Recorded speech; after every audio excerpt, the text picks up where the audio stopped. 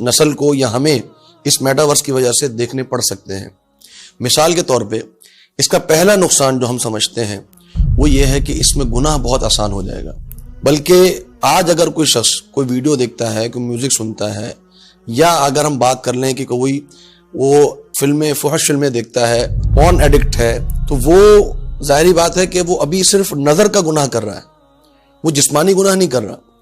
لیکن virtual reality کے اندر جا کر وہ مکمل طور پہ اس گناہ کے اندر مبتلا ہو جائے گا۔ آپ اندازہ کیجئے کہ ایک نوجوان آدمی جب اس کے سامنے پوری دنیا کھلی ہو اور وہ کہیں پر بھی جا کے اس گناہ کو کر سکتا ہو، اس کے ذہن میں جو تصور آئے وہ وہاں پر جا کر وہ عمل کر سکتا ہو،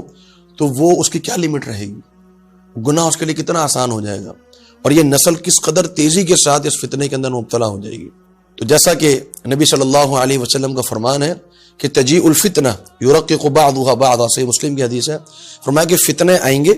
ایک کر کے ایک دوسرے کے پیچھے آئیں گے، اور فتنہ کرے گا یہ کہ پیچھے آنے والے فتنے کو ہمارے لیے آسان کر دے گا۔ آج سے پہلے، یعنی آج اگر آپ 20-30 سال پہلے چلے جائیں تو جو پورن ایڈکشن آج ہمارے معاشرے کے اندر موجود ہے، نوجوان نسل کے اندر، جس سے نسلوں کی نسلیں تباہ ہو رہی ہیں، تو اس نے اب ہمارے لیے اس ورچوئل ریئلٹی کے اندر جا کر گناہ کرنے کو آسان کر دیا ہے۔ یہ ایک فتنہ پہلے آیا، ٹی وی کا فتنہ آیا، پھر انٹرنیٹ کا فتنہ آیا، اور اب پھر جو ہے اس کے بعد پھر ہمارے پاس یہ اس طرح کی ویب سائٹس آئیں، اور اب ہم یہ میٹاورس کی طرف جا رہے ہیں کہ نظر کے گناہ سے لے کر انسان اب جسم کے گناہ میں براہ راست داخل ہو جائے۔ تو یہ ایک معاملہ جو اس حوالے سے جس میں ہمیں تشویش ہے، اور ایز اے مسلم امہ ہمیں تشویش ہونی چاہیے اپنے لیے بھی، اپنی نوجوان نسل کے لیے بھی،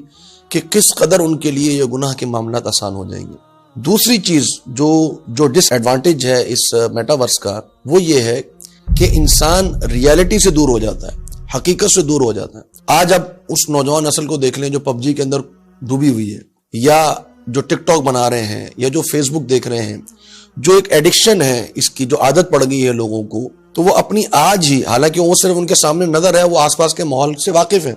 اپنے انوائرمنٹ کو دیکھ رہے ہیں، ان کو پتا ہے کہ میں کہاں بیٹھا ہوں، میرے آس پاس کون لوگ بیٹھے ہیں، لیکن اس کے باوجود بھی ڈسکنیکٹنگ ہے۔ ان کا دعویٰ یہ ہے میٹاورس بنانے والوں کا کہ جی ہم یہ کنیکٹنگ دا پیپل، جبکہ ہم یہ کہتے ہیں کہ connecting the people on virtual reality, لیکن حقیقی دنیا کے اندر تو آپ ڈسکنیکٹنگ کر رہے ہیں۔ اولاد اپنی ماں سے دور ہو گئی ہے، ماں اپنی اولاد سے دور ہو گئی ہے، بہن بھائی آپس میں دور ہو گئے ہیں، دوست ایک دوسرے سے دور ہو گئے ہیں، ایک کمرے میں 4 لوگ بیٹھے ہوتے ہیں لیکن وہ ایک دوسرے سے بات نہیں کر رہے ہوتے،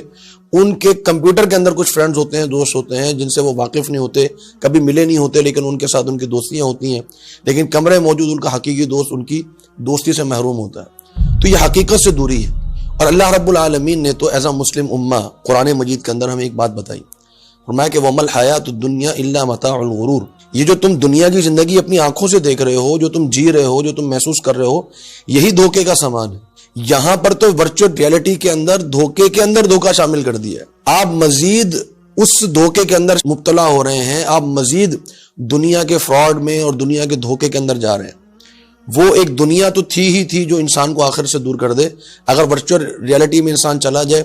تو وہ کس قدر اس دنیا سے، موجودہ دنیا سے بے خبر ہو جاتا ہے، اپنی حقیقی دنیا سے بے خبر ہو جاتا ہے۔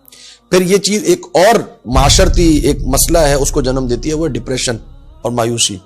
ایک شخص ورچوئل ریئلٹی کے اندر ہے، وہ کما بھی رہا ہے، چل بھی رہا ہے، وہ بہت خوبصورت بھی نظر آ رہا ہے، اس کے پاس گاڑی بھی ہے، اس کے پاس بنگلہ بھی ہے، وہ ایک بہترین زندگی گزار رہا ہے ورچوئل ریئلٹی کے اندر،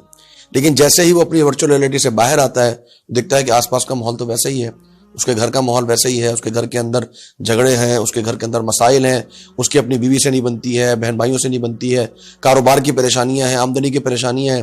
تو یہ ڈپریشن مزید اس کو بڑھا دیتا ہے۔ اور ایک اور معاشرتی برائی جنم لیتی ہے، اور وہ ہے ذمہ داریوں سے بھاگنا۔ ایک انسان، اس کا دل کرتا ہے کہ بس میں اس ورچوئل ریئلٹی کے اندر کھبا رہوں۔ آج ہماری جو نوجوان نسل ہے، جن کی جوانیاں پب جی میں گم ہو رہی ہیں، جو فیس بک کے اندر ہیں، جو ٹک ٹاک کے اندر ہیں، کیا یہ معاشرے کے اندر اپنا اصل کردار ادا کر سکیں گے؟ کیا یہ اپنا حقیقی کردار ادا کر سکیں گے؟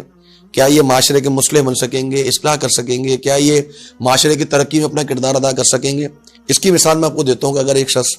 24 گھنٹے سویا رہے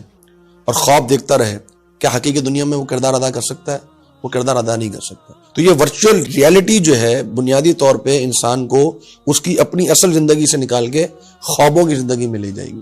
تو یہ بھی اس کا ایک ڈس ایڈوانٹیج ہے جو کہ ہمیں نظر آ رہا ہے۔ اب یہ سارے اس کے نقصانات ہیں ورچوئل ریئلٹی کے۔ اب ہمارا بطور ایک مسلمان کے اس کے حوالے سے کردار کیا ہونا چاہیے؟ یہ مسائل ہمارے سامنے موجود ہیں، اس کے سولوشنز کیا ہیں؟ سب سے